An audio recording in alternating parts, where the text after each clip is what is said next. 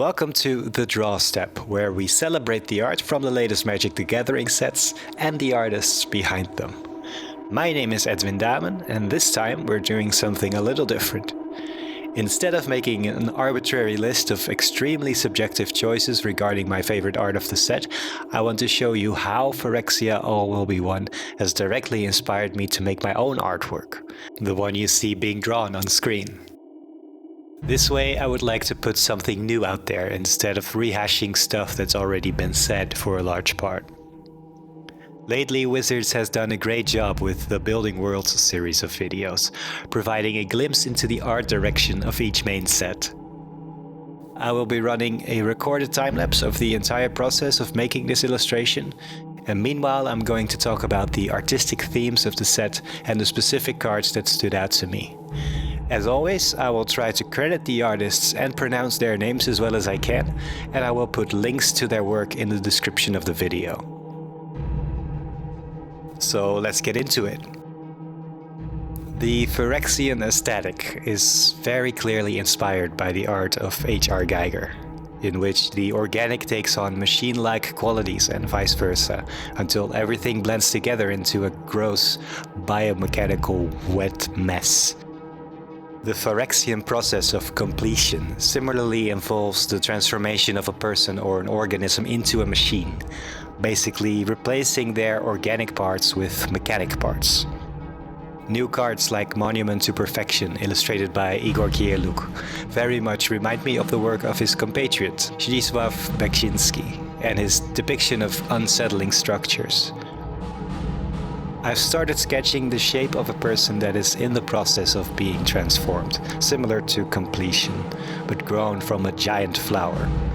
I used the reference of a corpse flower, a giant plant that grows in Indonesia and takes 5 to 10 years to grow before it blooms for the first time. The shapes of Phyrexia are mostly derived from the natural, bulky cocoon-shaped structures and exoskeletons, like we see on the Fair Basilica by Mark Simonetti or the Vivisection Evangelist by Kieluk. They cover up the mostly skinless remains of completed life forms, like Kinzu of the Bleak Coven. By the way, I've already started crafting a commander deck around Kinzu. Having a Nightmare Shepherd in the command zone and building around it sounds great. And I love the art by Andreas Safidatos.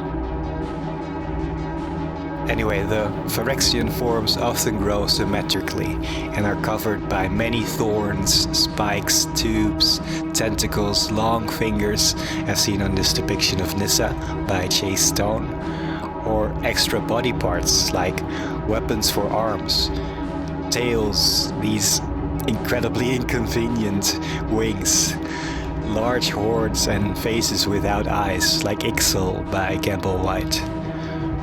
Or, in the case of the self-proclaimed mother of machines herself, wing-sized blades on top of her head. And I think even the iconic drapes around her waist grow from her own body.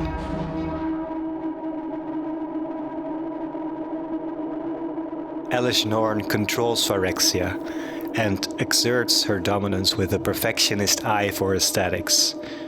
All will be one, and all will look the same. The parallels to real-world authoritarian philosophies and principles of art are easy to draw here. Phyrexia can be deceivingly beautiful in its meticulous methods to achieve perfection, and I wanted to capture that as well in my illustration. Norn prefers a very recognizable color palette of deep red and white porcelain. The red tones reveal themselves once the skin is torn from the flesh. Crimson clouds start emanating from these beings. The most striking color palette we find on Atrexa Grand Unifier by Marta Naal, who stands on her own as Norn's most precious creation. She seems to emit a light of her own, warping the space around her. I took Elish Norn's red as the main color in my illustration, but also added a vibrant cyanic light supported by a more grounded tone of green that we find in Ixal's art, for example. The colors remind us that not all is dark and gloomy in this land. although I love the vibe in this version of Terramorphic Expanse by Adam Byrne.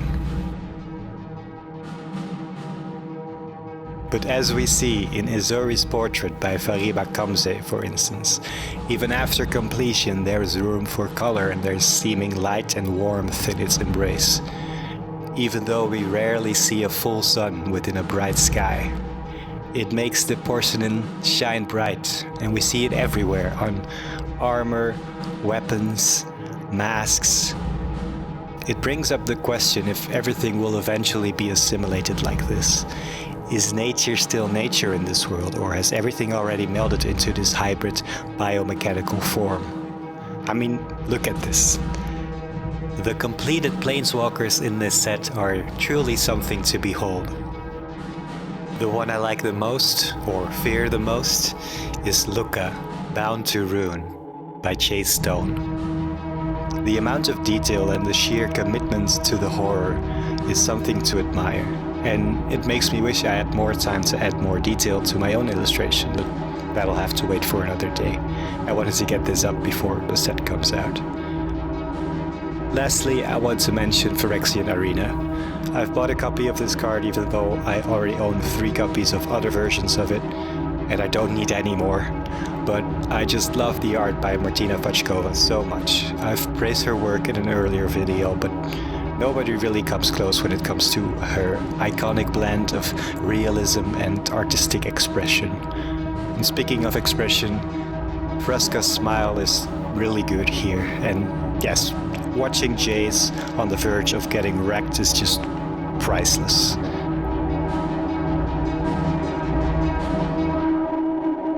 And now that the illustration is almost done, that brings us to the end of this video. I hope you enjoyed this new format. Let me know. Like it, subscribe it, leave a comment, you know the drill. I plan to do these for every main set, even though they take a bit more time to make. But it's more satisfying for me to do it this way. And hey, it's a tough world out there.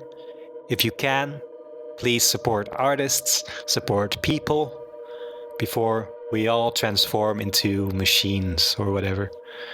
See you next time.